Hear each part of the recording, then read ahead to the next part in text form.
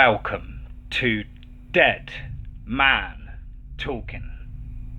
Tonight's story is a creepy story involving the San Gabriel mountains and a very rural, tiny little bungalow.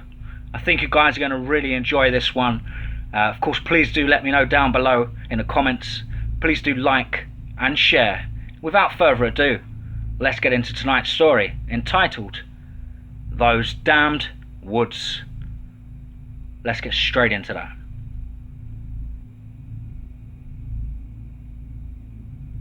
I grew up in the San Fernando Valley in Southern California, which is about 30 minutes away from LA. After a few years in college, I was offered a cozy position in a downtown Los Angeles tech firm through the recommendation of a friend of mine that worked in their financial department. After a few years, it was time to think about making a down payment on a house for my girlfriend and myself. Having grown up in a densely populated city, I wanted to live somewhere a bit more rural. In my mind, I saw pastures and rolling hills, beautiful plains and oak forests. If you've never been to SoCal, it's not all beaches and deserts. The flora and fauna are diverse and unique, from coastal scrub to riparian woodland to dense, dark live oak forests. It was there in the San Gabriel mountains, amongst 100-year-old live oaks, ancient rocks, sagebrush and aromatic Cleveland sage, that I found a bungalow-style house that fit the needs of my girlfriend and myself.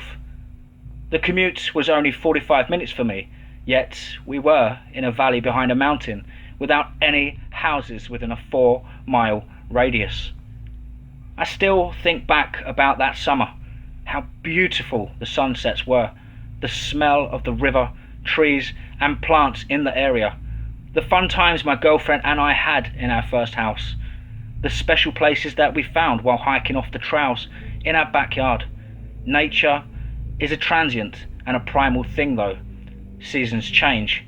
January came around and my girlfriend received an out-of-state call and found out that her mother was diagnosed with a terminal illness, so she had to fly back to Kansas to spend time with her. A month later, she passed, but my girlfriend's grief did not. We talked on the phone every night while she was there. Eventually, we talked maybe once a week.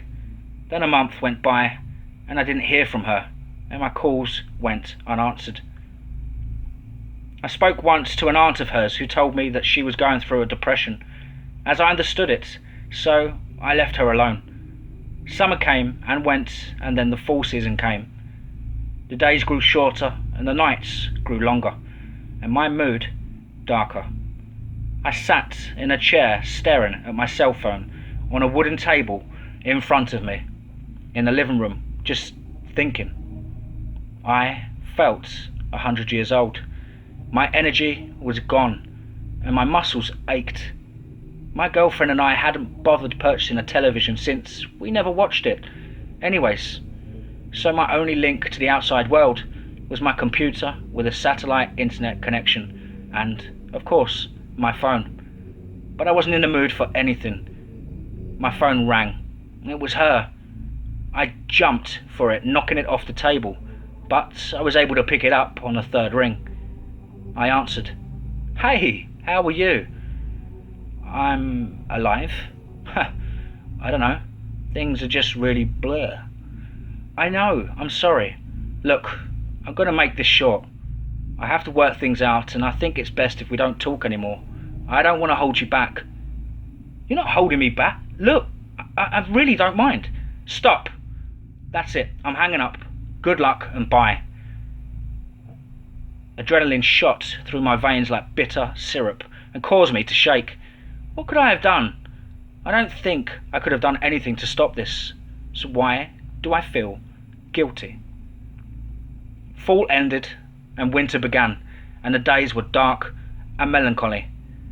I would leave early in the morning before the sun came up and come home long after the sun had gone down. I longed to live in the city again, to be around people instead of coming home alone to an empty house full of things that reminded me of how alone I was. The silence, while once welcome, began to suffocate me and imprison me, a feeling of deep isolation.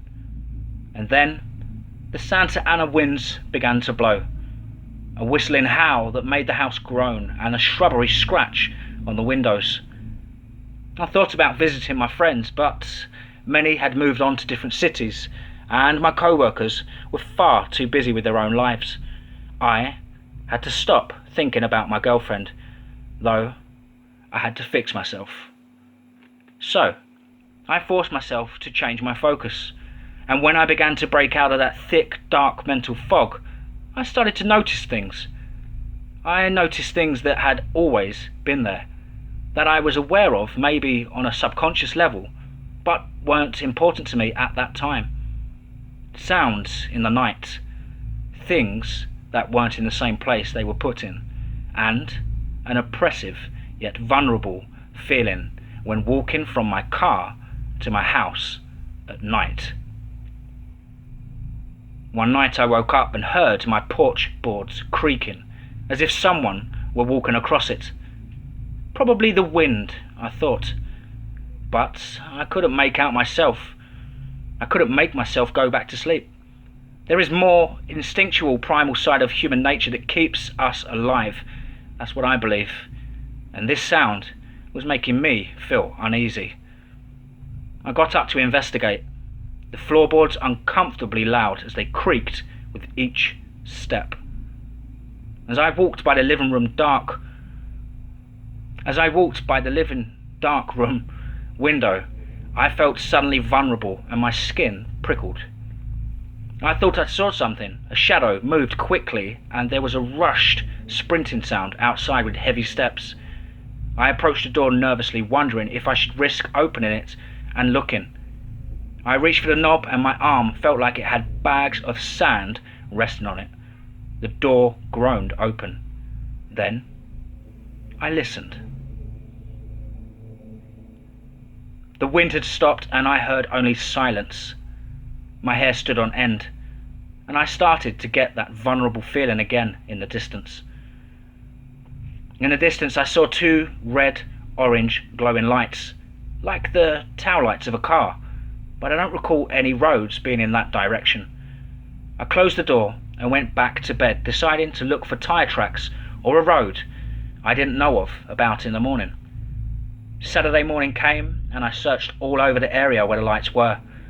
No tyre tracks or roads in that direction. What the hell?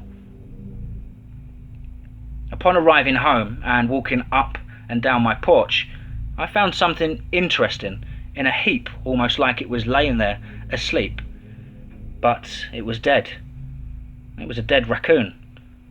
Its neck, though, was hanging on only by a strand of flesh or tendon or something. Well, whatever. It's the woods. I suppose this kind of crap happens and people just don't talk about it. So, a week went by and one evening I heard a car approaching my house. I was a little overexcited to have a visitor, even if they were a complete stranger. Loneliness does odd things to a person and can affect their judgment. I went outside and saw that it was a police car pulling up.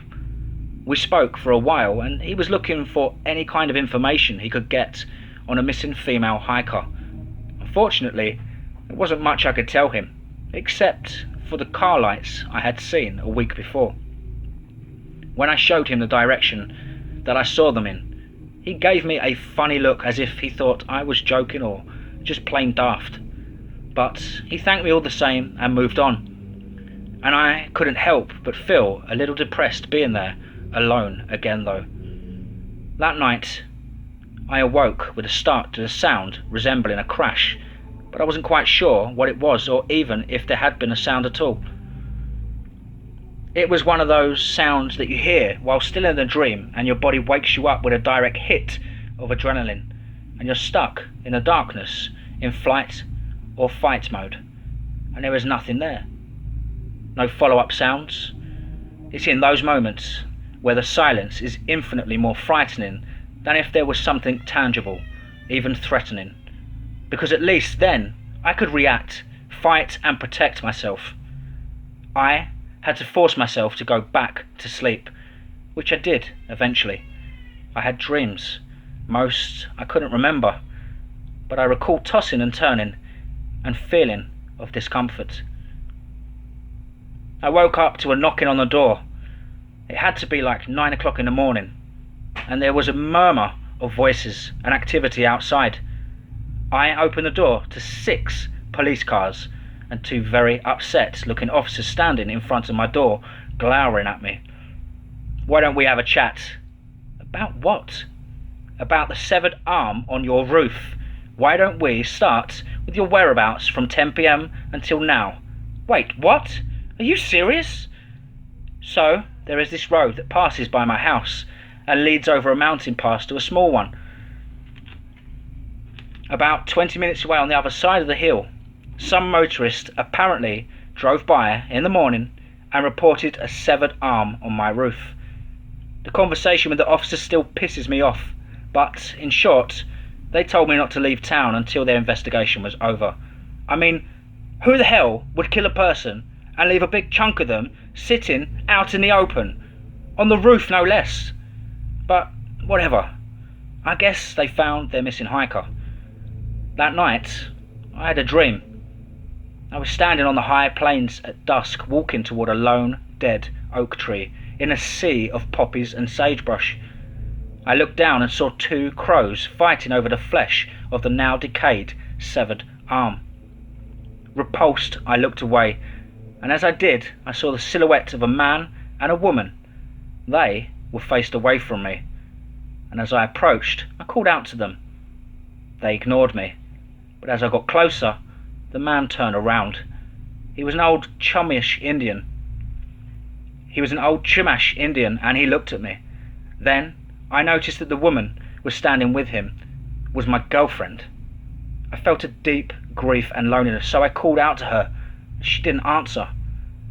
The Chumash man pointed to the sky, so I looked, and I saw an eagle circling above our heads.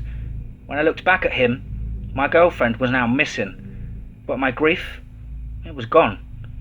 We stood there, looking at each other until he said something in his language, and then I woke up. It was still dark out, and I felt like I really needed some air, so I got up to sit on my porch. I felt completely calm, perhaps stupidly so, despite everything that had happened until that point. But then I noticed in the distance 2 lights again, but this time they were yellow. I sat there for the longest time staring, and suddenly they moved. An owl came flying by looking at me as he glided silently through the night. But this isn't the end of my story. My 10 years in those woods left me beyond scared.